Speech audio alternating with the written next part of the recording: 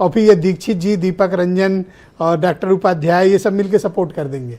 ये सोचा था आपने? सारे लोग भाषण तो यही देते बड़े भोले भाले और बहुत नादान है आप। ये बात तो मैं यही कहते हैं कि महिलाओं का आरक्षण हम कर। थैंक यू, बहुत शुक्रिया। नहीं चाह रहे हो? वीरेन जी को ले ले। नहीं, बिल्कुल लीजिए, वीरेन जी को लीजिए। चले? हाँ बिल्कुल। ओके वीरेन जी, स्वागत आपका। तो बताइए भाई, तीनों बिल कैसे गिर गए और क्या हुआ? देखिए, जब विपक्ष के भरोसे सरकार को अपने दम पर यह बिल लाना चाहिए था। 100 टके की एक बात, मतलब 100 सुनार की एक लोहार की, अपने दम पर लाते ना। अगर आप शादी ठाने हो, बारात बुला रहे हो और 300 बाराती के न्योता है और खावाने का इंतजाम 200 आदमी का है, तो 300 काहे बुला रहे हो? और खटिया 150 है। हाँ, तो सब बस बात इतनी सी है कि सरकार को ये बिल अपने दम पर लाना चाहिए था। वो विपक्ष की उम्मीद में बिल लेकर आई और इसी वजह से ये बिल गिर गया। और आज नफा और नुकसान की जो बातें हो रही हैं, उसमें एक बात बहुत साफ है कि इस देश की महिलाओं का नुकसान हुआ है और इस देश की सियासत को फायदा। बस इस बिल के गिरने से यही बात आती है। जितनी चर्चा, जितना शोर राजनीतिक लोगों ने किया इस बिल को लेकर, उतनी चर्चा बाजारों में नहीं है, महिलाओं के बीच में भी नहीं है। लेकिन अगर ये बिल आ जाता, पास हो जाता, तो ये महिला शक्ति के लिए एक बहुत बड़ी उपलब्धि बनता और भविष्य में 10-10 लाख पर जो सांसद चुने जाते, कम से कम एक जिले में कई सांसद होते तो लोगों को दूरियां लंबी लंबी ना नापनी पड़ती, आसानी से अपने जनप्रतिनिधि से मिलते, बहुत सारी चीजें इससे फायदा होता। लेकिन अब यह सिर्फ एक चुनावी मुद्दा बनकर रह गया है और तमिलनाडु में और बंगाल के चुनाव में ये भुनाया जाएगा, उसके बाद इसका प्रभाव समाप्त हो जाएगा। कहते हैं ना कि खोदा पहाड़ निकली चूहिया। 3 दिन से ये कवायद चल रही थी, लेकिन रिजल्ट सबको पता था कि रिजल्ट क्या आएगा। विपक्ष के जो 3 वोट गायब हुए हैं, वो कौन लोग हैं, वो उनको ढूंढना पड़ेगा। और बीजेपी को जो फायदा हुआ है, वो उसको हमेशा मैनेजमेंट का लाभ मिलता ही रहा है। देखिए, पूरे देश की निगाहें इस बिल पर थी। ये मामला बहस तक ही लेकिन सीमित रह गया। संसद में आरोप लगे, दूसरी तरफ से आरोप लगे और खत्म हो गया आज। अब ये पता नहीं कब आएगा या कोई सरकार इसको ला पाएगी। अब इसकी उम्मीद कल्पना ही है, गारंटी कुछ नहीं है भारत की सियासत में। लेकिन आज के दौर में जिसमें हम हैं, एक बहुत बड़ा परिवर्तन देखने को मिलता है। इस बिल के मौके पर उसका उल्लेख करना जरूरी है।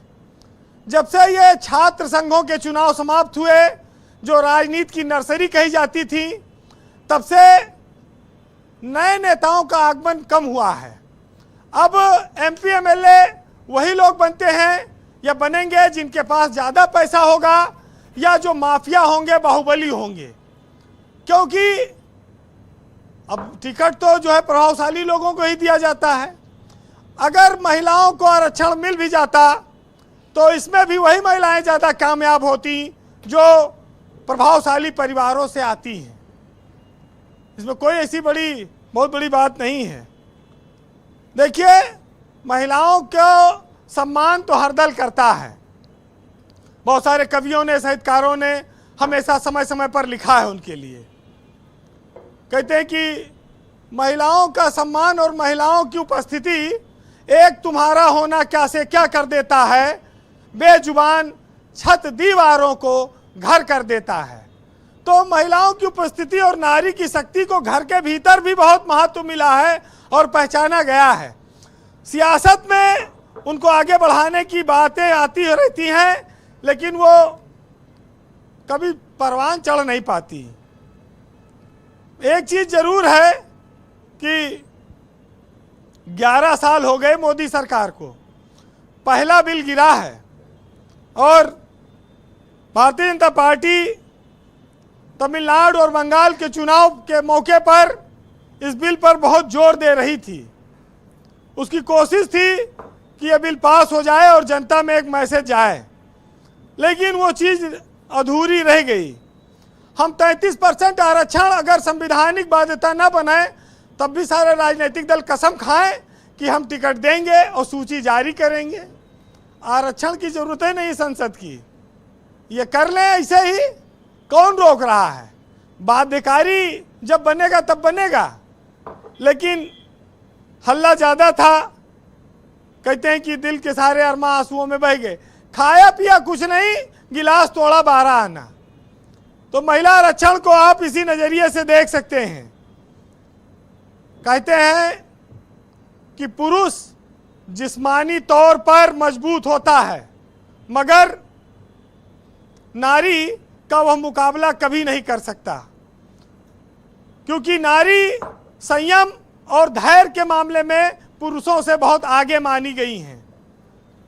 अगर बात चरित्र की जाए तो स्त्री का जो चरित्र है वो पुरुषों से कई गुना ज़्यादा चरित्रवान माना गया है उनको। तो अगर आप कानून से नहीं दे पा रहे हैं अधिकार, तो आप अपने काहे नहीं टिकट में दे देते हैं? कौन रोक रहा है? हाईकमान है, जिसको चाहे उसको टिकट दें, लेकिन वहाँ वो काम नहीं करेंगे। फिलहाल आज जो देखा जाए एक तरह से छल मिला है, छल। और इस छल पर 4 लाइन सुनिएगा जी कि छल करोगे तो छल मिलेगा, आज नहीं तो कल मिलेगा। अगर जियोगे जिंदगी सच्चाई से तो सुकून हर पल मिलेगा। जो वो ना समझ नहीं, थोड़ा परेशान है और दुनिया के छल कपट को देखकर अब थोड़ा हैरान है। दुबे जी को क्या मिलेगा? दुबे जी ने अपनी पार्टी में उत्तर प्रदेश में एक महिला को सिंचाई मंत्री बनाया था, एक वक्त था, वो लोगों को याद होना चाहिए। और तमाम विरोध के बावजूद बनाया था, तो उनकी पार्टी इस मामले में बड़ी साहसी है। जी वीरेंद्र जी, बहुत शुक्रिया, बहुत धन्यवाद आपका हमारे साथ जुड़ने के लिए। ग्राउंड जीरो से अपना फीडबैक